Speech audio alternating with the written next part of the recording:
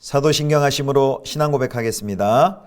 전능하사 천지를 만드신 하나님 아버지를 내가 믿사오며 그 외아들 우리 주 예수 그리스도를 믿사오니 이는 성령으로 잉태하사 동정녀 마리아에게 나시고 본디오 빌라도에게 고난을 받으사 십자가에 못 박혀 죽으시고 장사한 지 사흘 만에 죽은 자 가운데서 다시 살아나시며 하늘에 오르사 전능하신 하나님 우편에 앉아 계시다가 저리로서 산자와 죽은 자를 심판하러 오시리라. 성령을 믿사오며 거룩한 공예와 성도가 서로 교통하는 것과 죄를 사하여 주시는 것과 몸이 다시 사는 것과 영원히 사는 것을 믿사옵나이다. 아멘.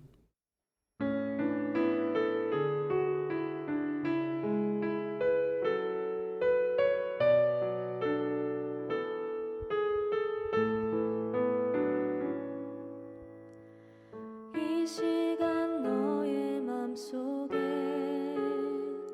하나님 사랑이 가득하기를 진심으로 기도해 간절히 소망해 하나님 사랑 가득하기를. 하나님은 너를 사랑해 얼마나 너를 사랑하시는지 너를 위해 저 별을 만들고 세상을 만들고 아들을 보냈네. 오래전부터 널 위해 준비된 하나님의 크신 사랑 너의 가는 길 주의 사랑 가득하기를 축복해.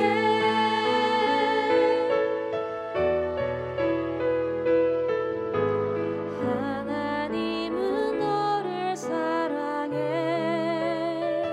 얼마나 너를 사랑하시는지 너를 위해 저 별을 만들고 세상을 만들고 아들을 보냈네. 오래전부터 널 위해 준비된 하나님의 크신 사랑 너의 가는 길 주의 사랑 가득하기를 축복해.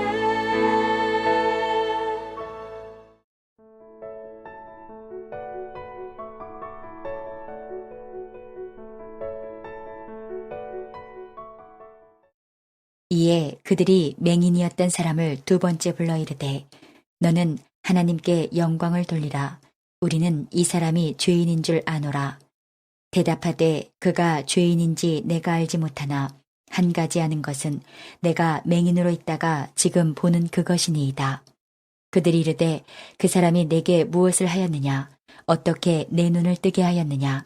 대답하되 내가 이미 일렀어도 듣지 아니하고 어찌하여 다시 듣고자 하나이까? 당신들도 그의 제자가 되려 하나이까? 그들이 욕하여 이르되 너는 그의 제자이나 우리는 모세의 제자라.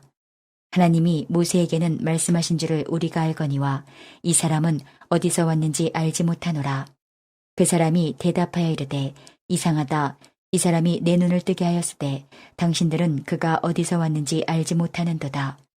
하나님이 죄인의 말을 듣지 아니하시고 경건하여 그의 뜻대로 행하는 자의 말은 들으시는 줄을 우리가 아나이다.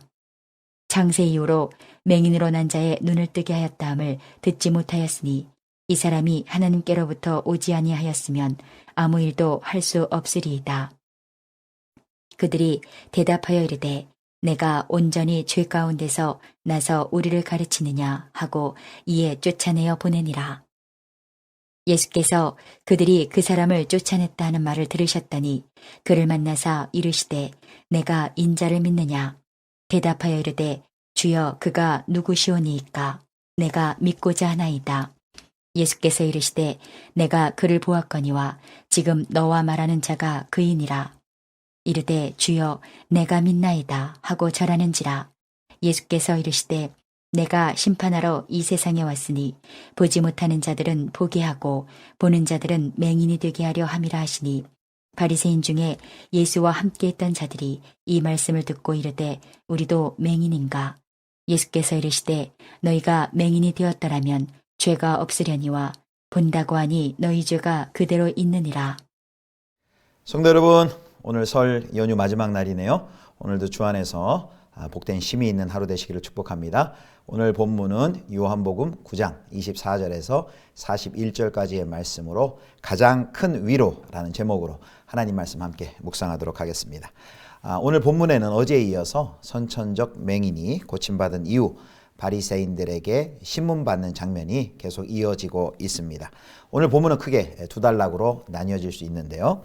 24절부터 34절까지는 바리새인들의 고침받은 맹인을 향한 신문이 이어집니다. 바리새인들이 고침받은 맹인을 다시 불러서 신문합니다. 그 이유는 이 맹인이 선천적인 맹인이었다는 것을 확인했음에도 불구하고 자신들이 원하는 만족할 만한 증언을 얻지 못했기 때문입니다. 그래서 24절처럼 얘기하죠. 너는 하나님께 영광을 돌리라. 우리는 이 사람이 죄인인 줄 아느라. 그러자 이 고침받은 맹인이 25절에 답합니다. 그가 죄인인지 내가 알지 못하나 한 가지 아는 것은 내가 맹인으로 있다가 지금 보는 그것이니이다. 어떻습니까? 이 고침받은 맹인이 매우 당당하게 대답하죠. 또 이 둘의 바리새인 종교 지도자들과 맹인의 대화를 보면 팽팽한 긴장감을 느끼게 합니다. 이 바리새인들이 맹인에게 하나님께 영광을 돌리라 라고 했습니다.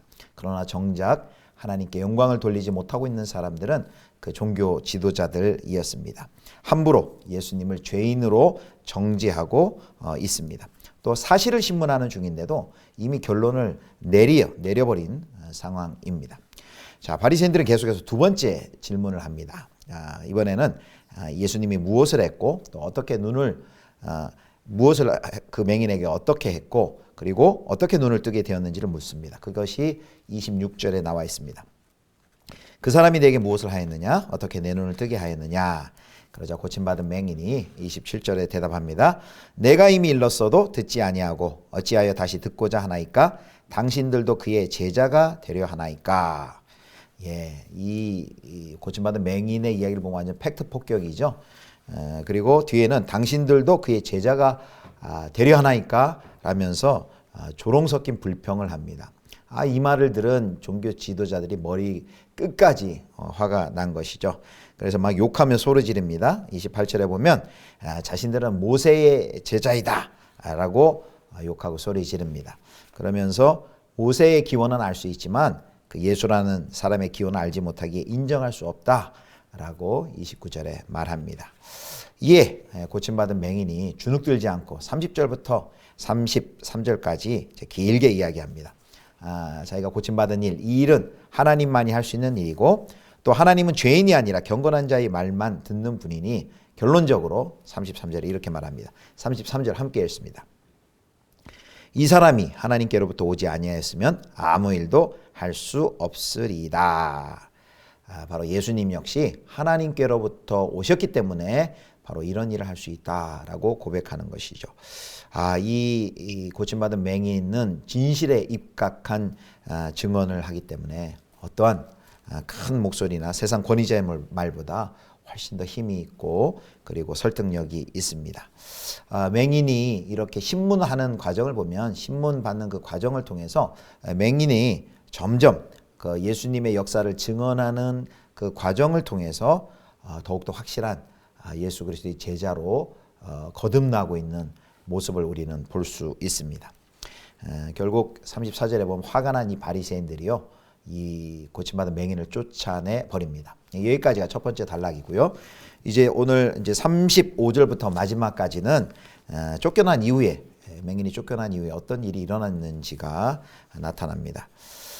이 맹인이 고침받은 맹인이 종교 지도자들로부터 쫓겨났다는 소식을 들은 예수님께서 그를 찾아가십니다. 자, 35절 보겠습니다. 35절 말씀. 예수께서 그들이 그 사람을 쫓아냈다 하는 말을 들으셨더니 그를 만나사 이르시되 내가 인자를 믿느냐라고 말합니다. 여기 그 예수님께서 맹인이 쫓겨났다는 소식을 들었다라는 것은 단순히 그 소식만 들었다라는 의미가 아니라요. 맹인이었던 자가 예수님에 대해서 증언했던 말이 있죠. 33절처럼 그가 하나님께로부터 온 사람이다 라고 한 것과 또 바리새인들 앞에서 예수님에 대해서 했던 그 모든 고백이 그 고백을 경건하게 예수님께서 받으셨다라는 그런 인정하셨다라는 그런 의미가 있습니다. 여기 그 사람을 쫓아냈다는 말 들으셨더니 그를 만나사 그랬습니다. 예수님께서 그 맹인을 만나사 했는데 여기 만나사라는 것은 의도적으로 찾아갔다는 것입니다. 만나사는 찾아가다 발견하다 그런 의미가 있습니다. 예수님이요 일부러 이 쫓겨났다는 소식을 듣고 맹인을 찾아갔습니다. 신방하셨습니다. 이게 참 놀라운 위로의 말씀입니다. 예수님께서 요청하지도 않으셨는데 맹인의 눈을 띄워준 것도 요청하지 않으셨는데 맹인을 향한 사랑, 긍휼함 때문에 그를 고쳐주셨습니다. 그리고요 예수님께서 다시 찾아오셔서 쫓겨난 그 맹인을 위로해 주신 것도 역시 예수님께서 그 고침받은 맹인을 사랑하셨기 때문에 긍휼함 때문에 다시 찾아오신 것입니다. 이렇게 하나님께서는 의를 위해 고난을 택한 당신의 백성들을 아시고 돌보시고 찾아와 위로해 주시는 하나님이신 줄 여러분 믿으시길 바랍니다. 한 마리의 잃은 양을 찾기 위해 길을 나서는 그 선한 목자 예수님이 저와 여러분을 찾아오십니다. 오늘도 마찬가지입니다. 2000년 전 이 종교 지도자들에게 예수 그리스도에 대한 증언 때문에 쫓겨난 이 곤란에 처해 있는 고침받은 맹인에게 찾아가 주시고 그를 위로해 주셨던 그 예수 그리스도께서 오늘 우리의 삶 가운데서도 성령으로 우리에게 찾아오셔서 우리를 위로해 주시고 우리를 도와주십니다. 자, 이제 맹인이었던 자를 찾으신 예수님께서 그를 위로하기 위해 찾아오셨는데요. 어떤 위로를 하셨을까요? 찾아오시는 것만으로도 여러분 큰 위로가 되지 않겠습니까? 나를 위해 누군가 찾아오는 것, 나를 누가 신방해주면 여러분 그런 경험 있지 않으십니까? 얼마나 큰 위로가 됩니까? 따뜻한 말 한마디도 위로가 되고요. 밥 한 끼 이렇게 대접해 주는 것도 위로가 되고요. 이렇게 큰 위로가 될 만한 일이 많습니다. 그런데 예수님이 주시는 위로는 그런 것과는 차원이 다릅니다. 가장 큰 위로, 더 큰 위로가 기다리고 있습니다. 예수님이 맹인이었던 자에게 질문을 합니다. 뭐라고 질문하냐면 35절 보면 내가 인자를 믿느냐라고 묻습니다. 이 고침받은 맹인이 그 예수님의 질문에 대해서 그가 누구인지 자기가 믿으려고 한다라고 대답을 합니다. 내가 믿으려고 합니다. 그러자 예수님께서 지금 말하고 있는 자이다. 그러니까 예수님이 바로 그 자다, 그 분이다라는 걸 이야기하는 것이죠. 그러자 38절에 놀라운 고백을 합니다. 믿음의 고백과 함께 이제 절을 하는데요. 9장 38절입니다. 이르되 주여 내가 믿나이다 하고 절하는지라. 아멘. 바로 9장 38절이 맹인 치유 사건의 가장 클라이막스, 절정, 치유 사건의 감동적인 절정입니다. 예수님이 맹인이었던 자에게 주고 싶었던 가장 큰 위로는요, 다름 아니라 바로 예수님을 진정으로 더 잘 알도록 그의 영의 눈을, 믿음의 눈을 활짝 열어주는 것이었습니다. 그것이 그 추방당했던 맹인이었던 자에게 가장 큰 위로가 될 것임을 믿으셨죠. 왜 그것이 가장 큰 위로가 되었을까요? 그것은 그 맹인이었던 자가, 고침받은 맹인이었던 자가 예수님이 누구신지를 아는 순간 그분을 옹호하다가 경험하는 그 고난이 얼마나 값진 것인지를 비로소 깨닫게 될 것이기 때문입니다. 그 고난이 어떤 의미가 있는지 그 고난의 의미를 깨닫게 되는 것입니다. 그리고 그 고난 속에서도 힘차게 믿음 가운데 살아갈 힘을 얻게 되겠죠. 예수님은 이 맹인에게 인자를 믿느냐라고 질문을 하셨습니다. 네가 인자를 믿느냐? 왜 하필 여기 인자를 믿느냐라고 질문을 하셨을까요? 이거는 예수님이 이 인자라는 말, the Son of God, 인자라는 이 말 속에는 예수님이 감당해야 할 두 가지 사명이 여기 암시되어 있습니다. 첫 번째는요, 이스라엘을 대속하기 위해 고난을 당하시고 죽으시는 메시아로서의 사명입니다. 예수님은 양들을 위해 자기 목숨을 버리심으로 그들로 더 풍성한 생명을 누리게 할 메시아로 이 땅에 오심을 보여주는 것이 바로 인자입니다. 두 번째, 인자라는 단어가 다니엘서 7장에 나오죠. 다니엘 7장의 인자처럼 온 세상을 통치하시고 심판하시는 역할입니다. 십자가의 죽으심으로 풍성한 구원을 주실 인자, 그리고 온 세상의 심판주로서 온 세상을 통치하시고 심판하실 그 인자라는 것입니다. 자, 그렇다면 이제 왜 예수님이 맹인이었던 자에게, 고침받은 자에게 자신을 인자로 믿을 것을 요구하셨는지 우리가 희미하게나마 짐작할 수 있습니다. 예수님께서는 그 맹인이었던 자에게 그가 당한 고난이 바로 제자로서 예수 그리스도를 따르는 그 제자의 길을 따르는 제자로서 자신의 길을 따르는 그 고난의 길이었다라는 것을 확인시켜 주는 것입니다. 또한 자신이 심판하시는 인자로서 이제 이 세상에서 누가 정말 죄인이고 누가 경건의 하나님의 뜻을 행하는 자인지를 최종적으로 심판하실 것을 보여주고 계신 것입니다.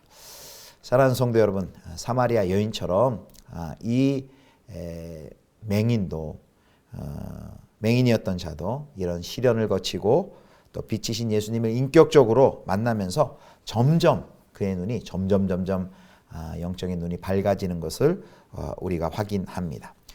이 맹인이 9장에서 예수님을 향한 호칭이 어떻게 변하는가를 살펴보면 그것을 잘 알 수 있습니다.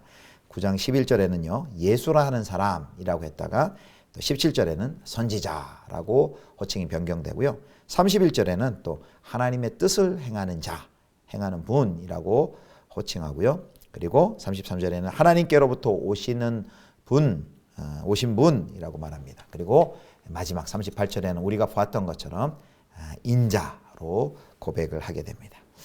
이 맹인 치유 사건의 의미가 39절에 잘 나와 있습니다. 9장 39절 말씀입니다. 예수께서 이르시되 내가 심판하러 이 세상에 왔으니 보지 못하는 자들은 보게 하고 보는 자들은 맹인이 되게 하려 함이라 하시니. 사랑하는 성도 여러분, 예수님께서는 이 세상의 빛으로 오신 분이십니다. 여러분 믿으십니까? 예수님은 세상의 빛으로 오셨습니다.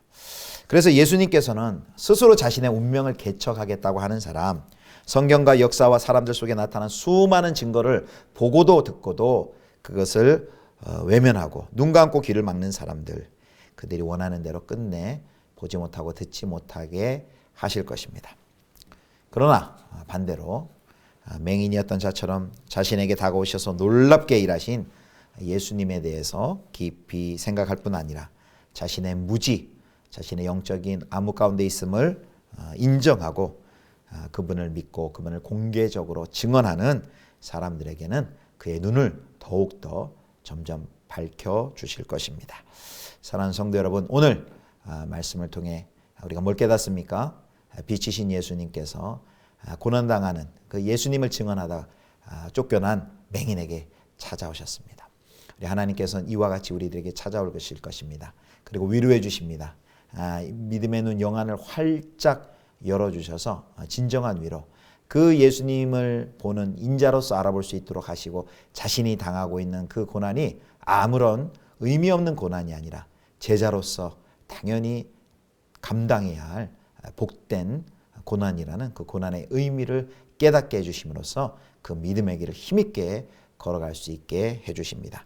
사랑하는 성도 여러분, 우리에게도 하나님께서 찾아오셔서 빛이신 예수님 우리에게 찾아오셔서 이렇게 우리의 믿음의 눈을 활짝 열어주시기를 축복합니다. 그래서 우리의 모든 상황을 그 하나님의 눈, 믿음의 눈으로 볼 수 있게 하여 주시고 우리가 때때로 예수 그리스도를 따라가면서 당하는 제자로서 당하는 그 어려움들, 그 고난들도 믿음의 눈으로 보고서 그것을 감당할 수 있는 힘을 얻어서 끝까지 이 믿음의 길을 잘 걸어가실 수 있기를 주님의 이름으로 축원합니다. 기도하겠습니다. 세상의 빛으로 오신 하나님 아버지, 우리의 믿음의 눈을 활짝 열어주시사 구주를 보게 하여 주시고 또 제자의 길 걸으면서 당하는 그 고난들을 기쁨과 담대함으로 이겨낼 수 있도록 인도하여 주시옵소서. 감사드리며 우리 주 예수 그리스도의 이름으로 기도드립니다. 아멘. 주님 가르쳐 주신 기도하겠습니다. 하늘에 계신 우리 아버지여, 이름이 거룩히 여김을 받으시오며 나라의 임하옵시며 뜻이 하늘에서 이룬 것 같이 땅에서도 이루어지이다. 오늘날 우리에게 일용할 양식을 주옵시고 우리가 우리에게 죄 지은 자를 사하여 준 것 같이 우리 죄를 사하여 주옵시고 우리를 시험에 들게 하지 마옵시고 다만 악에서 구하옵소서. 대개 나라와 권세와 영광이 아버지께 영원히 있사옵나이다. 아멘.